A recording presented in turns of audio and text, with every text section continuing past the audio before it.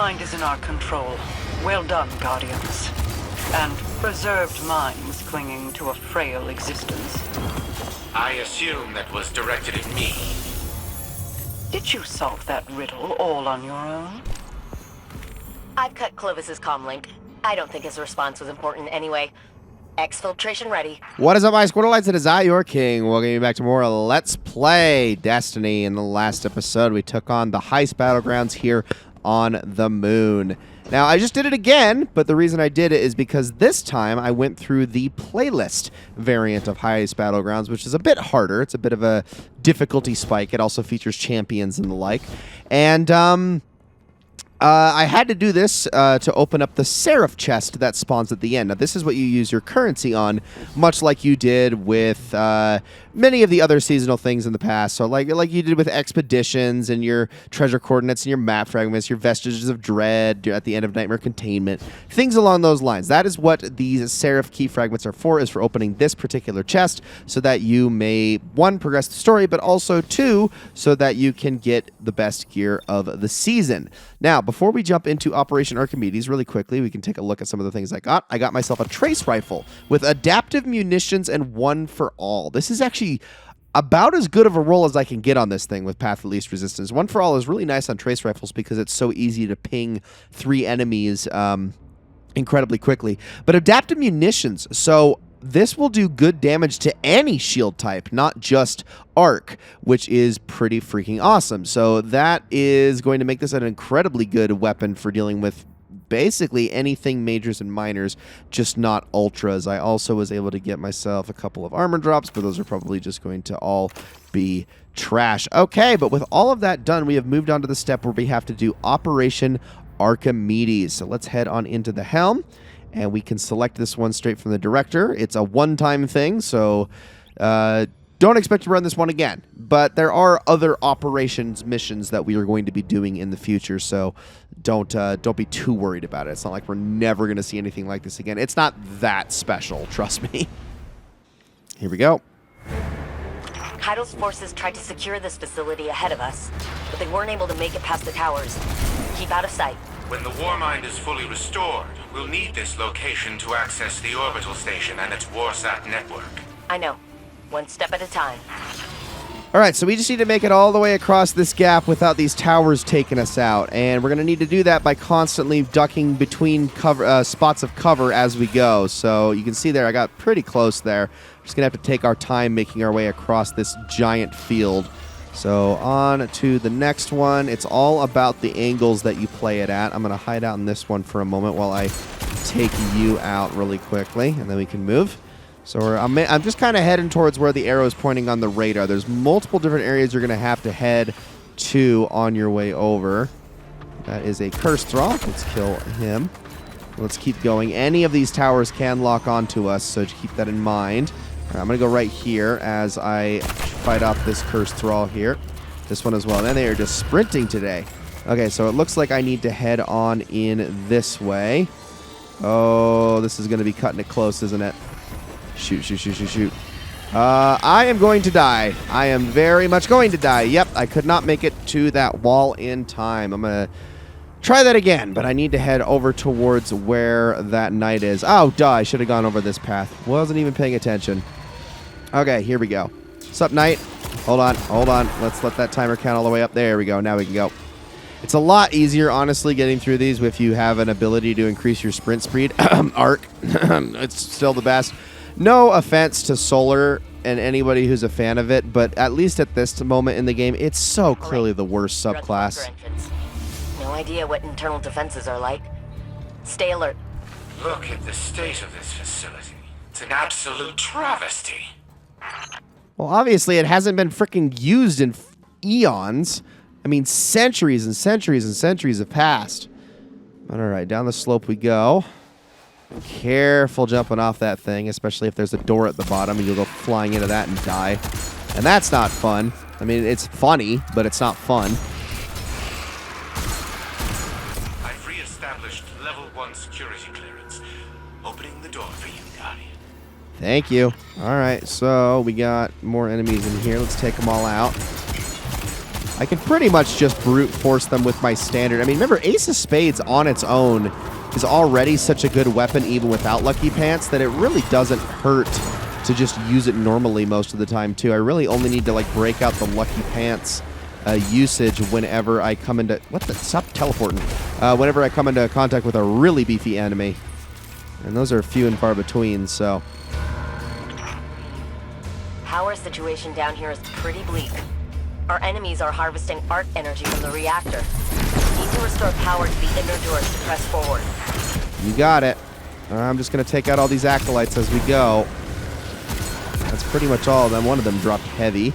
Ooh, we got an arc charge knight. All right, well, you can take a shotgun. That's more than enough for you. And then charge the battery. There's one. Not bad. I think that just procced illegally. The only thing I hate about the way... I mean, legally charged holster can be so finicky because even jumping off of your Sparrow and or swapping to it from holding something else can proc the perk, which is really unfortunate sometimes. The main reactor up ahead. I think the facility will hold together. You think? He thinks, Anna. He thinks. Anyway, keep making our way down. A lot of majors in here. My goodness. All right. Well, this guy can pretty much just go down to some normal damage. Let's restore the next one. And proceed. Oh, that is a place to put a rally banner down. Well, let me kill everything in here first. Before I'm comfortable with that. And now we can do it. I'm only going to get heavy out of the deal anyway. That's okay, though. And what do we got? Sumak, Ravager of Torabotl.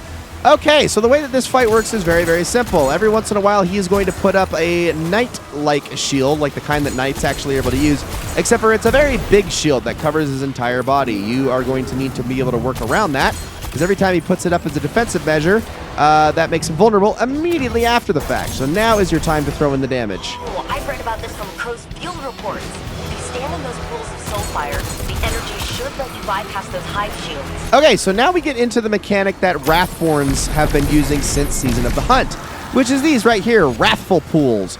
These pools are necessary for breaking down the shield of the actual Wrathborn itself. Now, I don't know if I'm actually going to hit him from here. I think I'm a little too far away, I guess. But here's the thing, though, is I can walk out, and while the counter is counting down, that's enough time for me to do damage. Of course, I missed out on it. I was a little too far away to actually make anything meaningful out of that, so pardon me while I reposition here. Okay, we got more Wrathborn Knights over here. This is good, but I need to stay out of the range of his attacks, so hold on while I do that really quickly. Oh, it was a horrible miss. All right, now let's get him. Now that we're close, now we can actually start to do damage to his shield proper, and once that's down, we're good to go. All right, now he is vulnerable. Let's take him out. Come on, illegally modded holster. Yeah, that's what I like to see. Now, we're not done yet. We need to take this thing and also restore power here. You can't really use this thing to get away either, but plug the battery in. And there we go. Now we need to start killing everything in here. So one thing at a time. I'm going to do that just so that I can get a knife. Ah, I was hoping I could get the headshot there. I missed it, though. I'm not the best with those. Not as good as I used to be back in my old D1 days where I mained gunslinger. I've never really gravitated towards the gunslinger in this game as like I did in the Destiny 1 days. I don't know why that is. It just doesn't feel, I guess, quite the same or as like fluid. Get out of here. The console should be activated now. It will allow you to restart the facility's auxiliary reactor. All right, let's reboot it. Auxiliary reactor is online and the station is powered up. To make it look like we were trying to find some information in the digital archives here. I've taken the liberty of preparing a power reroute switch for the launch authorization systems. Though it appears Rasputin has changed the launch codes. I'm locked out. We'll hit that next time. Keep the baddies guessing until we're ready to make our move. Good work, Guardian. Let's get you out of here before reinforcements arrive.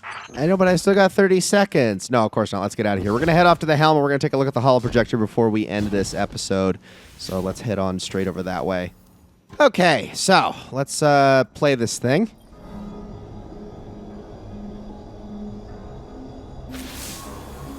2 submine cores in the bag and launch pod scouted. So, we're making progress. Ikora officially wants us wrangling this situation. She'd like Osiris in a hands-off role, but he's watching Clovis like a judgmental hawk. It's kind of adorable, actually, and I'm here for it. We got lucky, touching down on Europa when we did. Rasputin could have predicted this, maybe even prevented it. If Xivu Arath acts on the Witness's orders and uses the Warsat network against us, it doesn't even need full power to cause an extinction-level event. We're making progress. Just keep saying it, Anna. Repeat it until it is real. You too, Guardian. We're gonna manifest this together. We can only hope so, but all right. So let's take that, and now we're going to want to head on over to the exoframe and speak to Clovis. Of course, Rasputin changed the launch codes. That blasted paranoid machine. I never understood Anastasia's obsession with teaching the war mind independent thought. That only made it more difficult to control. No matter. I will find the new launch codes eventually. But the station will prove useless if we do not rebuild Rasputin first. Even with the Malahayati submine reintegrated into its AI core, the war mind is incomplete. We must find another source of data. I will put my mind to the task. In the meantime, continue retrieving submine data from the vaults that we know remain intact. And do try to minimize the damage to the surrounding equipment. It is still Braytech property, after all. Aha, so every single time we finish one of these quests, we actually get a few rewards as a result. So you can either get some Seraphic Umbral Energy if you want to save that to focus into something later, Resonant Stems if you specifically want to work on Ikelos weapons, or Seraphic Gear, which is going to usually give you something that you don't already have. I'm going to take the Umbral Energy because it's 10 and that's nice. I'm going to be able to open up a few of these to get more things here as well. So let's do that. I'll also take these upgrade modules. Thank you very much.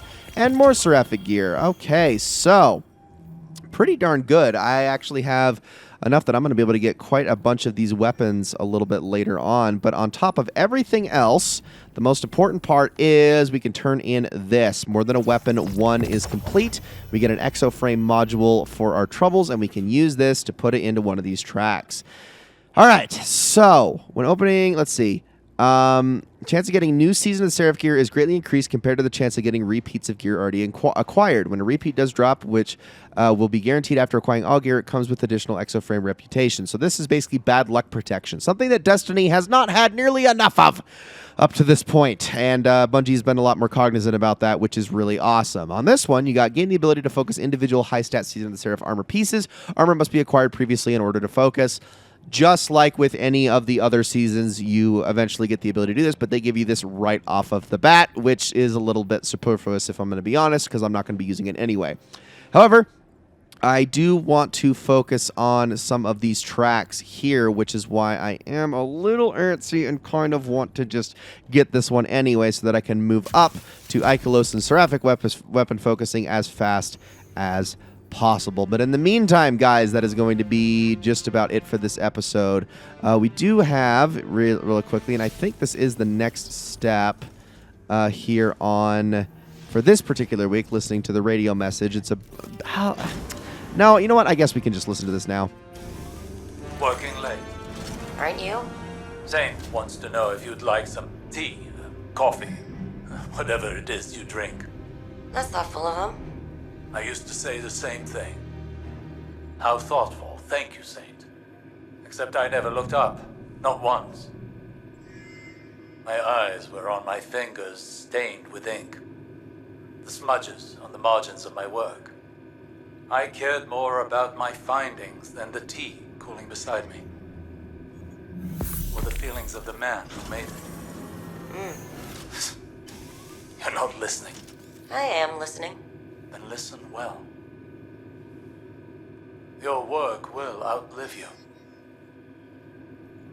The people around you might not. One day you're going to wake up, assuming you've even slept at all, and realize that the world is a very different place than the last time you remembered to look at it.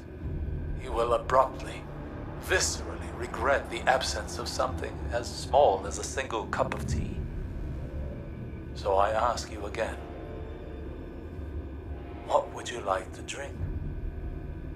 Oolong. With a spot of honey. Spots of honey. Why am I not surprised? Good conversations. Good conversations. I love these radio messages. Guys, that's going to be it for this episode of Let's Play Destiny. Thank you all so very much for watching. Next episode, it looks like we're going to have a conversation between... Is that Elsie over there that I see? I do believe it is. Elsie, Clovis, and Anna. Those always make for spirited conversations. But guys, that's where we're going to have to wait for the next one. Thank you all so much for watching, and I will see you all in that next one.